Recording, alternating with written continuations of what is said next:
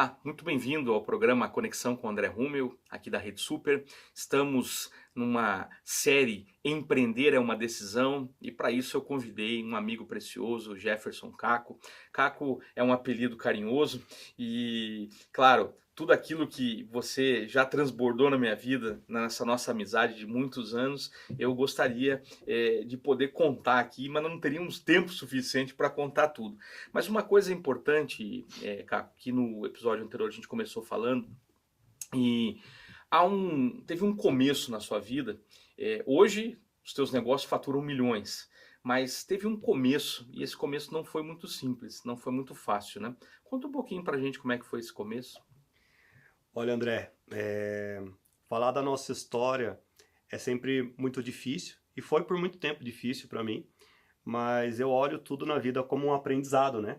A Uhum. gente tem as nossas dificuldades, tem os vales que a gente passa e o meu não foi muito diferente de muitas pessoas que inclusive podem estar nos É assistindo nesse verdade. momento, porque eu vim de uma família muito simples, do interior de São Paulo, uma família um tanto quanto desestruturada, pai, mãe, aquele começo caótico que se Sim, juntam, vêm as crianças, não casaram, mas vamos ficar morar juntos aqui.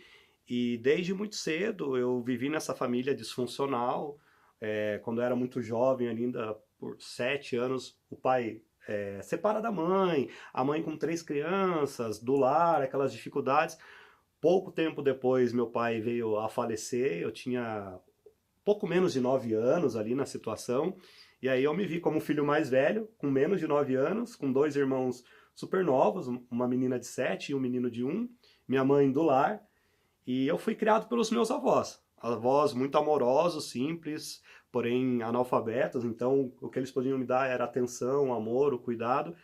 E aí a necessidade de você trabalhar desde criança, desde os 12 anos ali, fazendo um bico aqui, um bico ali, para juntar um dinheirinho, comprar um doce, participar da excursão do colégio, isso foi me moldando e foi colocando na minha cabeça a necessidade de correr atrás dos objetivos, de estudar, se capacitar.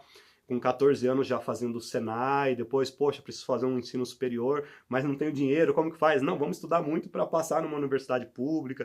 Aquele desafio depois você passa, a universidade é gratuita, mas como você paga o aluguel, a alimentação, e aí, enfim, você se formou em economia, né? em economia, me formei em economia, foi por isso que eu vim até para o Paraná, um estado maravilhoso que me acolheu. O ano era 2004, então já faz 20 anos que eu estou aqui nesse estado, e Deus foi abrindo as portas. Depois do curso de economia, eu entrei no processo seletivo para fazer parte de um grande banco no mercado financeiro, e aí só foi portas abertas atrás de portas Verdade. abertas. E Eu Deus acompanhei tem boa parte disso. cuidado de tudo isso daí. Verdade. Veja, não é o começo, é como a gente termina, né? E é Exatamente. muito interessante essa tua trajetória, porque hoje eu sei que os teus negócios prosperaram bastante, mas uma coisa eu vi acontecer muito na tua vida. Primeiro, você glorificou muito a Deus por tudo Amém. que aconteceu, né? E isso foi um divisor, isso foi Sim. algo que foi emblemático em todas as nossas conversas e todos os tempos, sempre como você se posicionou. Agora, conta pra gente um pouquinho como esse cenário de investir, ele chegou na tua vida. Como que você começou a entender que você podia, sim, participar de vários negócios, de várias atuações? Como é que isso começou? Eu sempre fui inquieto. Então, depois que eu cheguei naquele momento de ser um bom executivo no mercado financeiro, eu falei, poxa, é isso? Qual que é o próximo passo? O que que dá para fazer? E o mercado financeiro ele é muito bom, bancos multinacionais são excelentes, mas muitas vezes você se vê limitado a fazer algumas Sim, coisas porque você tem que seguir regras. E eu não digo que é ruim seguir regras, sim. porém você se limita Mas muitas mas ela vezes. tem teto, né? Ela tem É a teto. regra do teto, não é a regra do jogo, você tem que se jogar Exatamente. certinho, mas a regra do teto, né? Então, se eu tenho uma ideia ali, eu tenho que submeter aquela ideia a diversas instâncias, Uhum. alçadas, aquela ideia muitas vezes, apesar de ser excelente para a companhia, não é o momento certo. Então, eu comecei, poxa, que legal, nos Estados Unidos a criança já nasce querendo fazer a limonada para vender, cortar a grama do vizinho, empreender. Lá Verdade. você é incutido desde criança a ter um espírito empreendedor. E aqui no nosso país era fique 20, 30 anos no mesmo lugar, passe num serviço público, e nada contra, porque são perfis e perfis de pessoas, né? Mas eu queria algo mais. E eu comecei a pensar como que eu posso fazer algo diferente. Eu e mais alguns amigos, a gente começou a olhar no início as startups americanas fazendo sucesso, isso não era moda ainda no Brasil, eu estou falando do ano de 2010, mais ou menos 2009, 2008 a 2010, sendo mais preciso, não era tão Uhum. famoso as startups aqui. Então, ali no ano de 2010 para 2011, a gente já começou a formatar alguns modelos de negócio, abrimos uma empresa, depois a gente pode comentar mais sobre ela, Sim. e as startups cresceram de uma maneira significativa no nosso país. Isso remete à conversa que a gente teve agora há pouco, das oportunidades que elas trouxeram para o mercado de trabalho, mas também para quero abrir meu próprio negócio. Não preciso mais agora ficar na fila de ser um grande executivo, de passar no concurso público. Eu sou uma pessoa que tem uma determinada competência, tem um determinado conhecimento. Muitas vezes até pouco recurso. Você vai pegar um recurso de um familiar, de um amigo, de um Verdade. anjo, vai iniciar um negócio, você pode começar rápido e errar rápido, mas também consertar rápido. Essa é a diferença do mercado da startup, Sim. é você, se precisar errar, que erre rápido, para você consertar. E gaste pouco naquilo, você vai fazendo os testes. Sim. E isso oportunizou muitas pessoas. Tanto é que a nossa startup cresceu bastante. Hoje eu já me vejo como um investidor em outras startups também. Sim. Tanto é que no ano de 2019 a gente fundou um fundo chamado Caravela Capital, que captou um montante aproximado de 100 milhões e investiu em aproximadamente 25 startups. Esse é um ponto interessante. Lembra que eu falei do faturamento de milhões? Veja, Sim, um dos teus negócios captou 100 milhões. Mas se você que está nos assistindo, lembra do começo? O Senhor pode fazer grandes coisas na sua vida. Mas há um ponto de virada nisso, né? Você sim. buscou essas viradas, né? Sim. E esse fundo, eu juntamente com outros investidores que captamos esse recurso, pegamos a nossa experiência e também pegamos os recursos que a gente acumulou Sim. e começamos a investir em outros pequenos negócios, em outras pequenas startups. E muitas dessas startups já estão crescendo, algumas com mais de 100 colaboradores já, e a roda vai É girando e o verdade. ciclo vai reiniciando.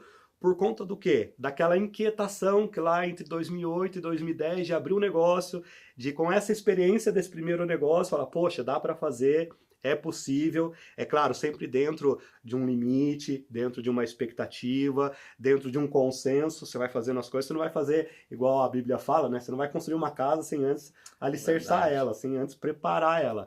Mas hoje eu vejo as startups, além de ser uma oportunidade de investimento, é uma oportunidade para quem quer ter o seu Muito bom. próprio negócio de uma forma desburocratizada. Muito legal. A gente vai continuar falando disso. Veja, essa série Empreender é uma Decisão vai trazer muitas inquietações para você. Então continua acompanhando a gente. Nós vamos para um rápido intervalo e eu volto com uma reflexão para abençoar a sua vida.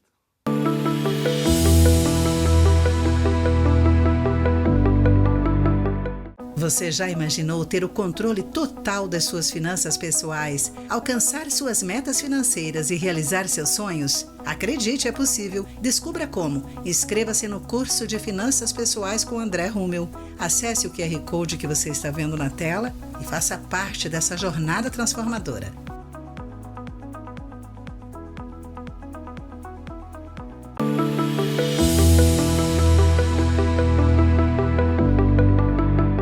Segunda Reis, capítulo 4, versículo 1 diz assim: Certo dia, a mulher de um dos discípulos dos profetas foi falar a Eliseu: Teu servo, meu marido, morreu e tu sabes que ele temia o Senhor. Mas agora veio um credor que está querendo levar os meus 2 filhos como escravos. Há muitos ensinamentos nessa passagem do milagre do azeite, e durante essa série, essa semana, eu vou falar sobre alguns desses versículos, em especial o primeiro sobre pedir ajuda. Ela tinha algo que ela precisava suprir, que era pagar uma dívida. Então havia honestidade nela. Ela foi buscar ajuda e nós devemos aprender a buscar ajuda nos nossos momentos de dificuldade. Muitas vezes nós ficamos quietos ou guardamos para nós aquilo que nós precisávamos de ajuda ou de um direcionamento. E hoje nós podemos fazer isso livremente ao Senhor. Podemos orar e pedir ajuda, podemos conversar com pessoas, podemos procurar especialistas sobre todos os temas possíveis e imagináveis daquilo que a gente vive no nosso dia a dia. E para isso eu quero te encorajar. Faça como a viúva do azeite, que naquele momento de grande dificuldade, ela buscou ajuda e ela buscou na fonte certa, ela foi a Deus. Naquela época era através dos profetas, hoje, depois que Cristo veio, é direto, você pode orar pedindo a Jesus que possa te auxiliar em todas as suas dificuldades. Então, que fique claro que buscar ajuda não é um momento de derrota, pelo contrário, pode ser um grande ponto de virada. Deus abençoe poderosamente sua vida, sua família e nos vemos aqui no Conexão com André Rummel.